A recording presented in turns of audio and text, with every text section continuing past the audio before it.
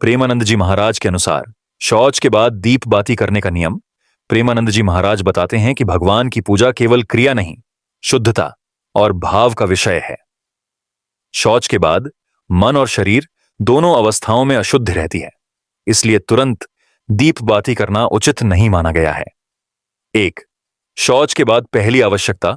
शुद्ध महाराज जी के अनुसार शौच के बाद शरीर की पूर्ण सफाई अनिवार्य है। केवल हाथ धो लेना पर्याप्त नहीं, स्नान करना सर्वोत्तम है।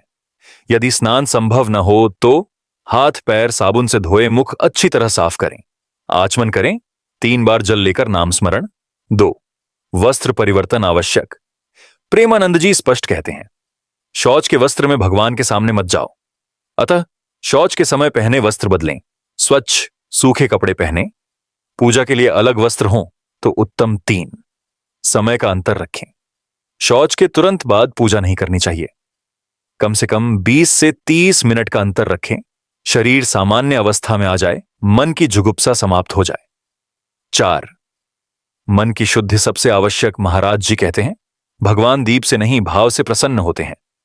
इसीलिए 2 से 3 मिनट शांत बैठें, हरि नाम लें, मन को स्थिर करें। यदि मन अशांत हो तो पूजा स्थगित कर दें। 5.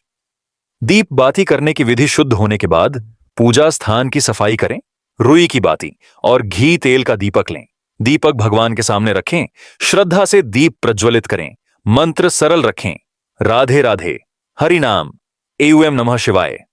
6. क्या न करें। महाराज जी की चेतावनी। शौच के तुरंत बाद पूजा नहीं, गंदे वस्त्र में दीप नहीं, दिखावे की पूजा नहीं, मोबाइल देखते हुए पूजा नहीं। 7. प्रेमानंद जी महाराज के अनुसार मर्यादा के बिना भक्ति नहीं टिकती। शौच के बाद पहले शरीर, वस्त्र और मन की शुद्धि, फिर समय का अंतर और उसके बाद सरल भाव से दीप बाती, यही सही नियम है।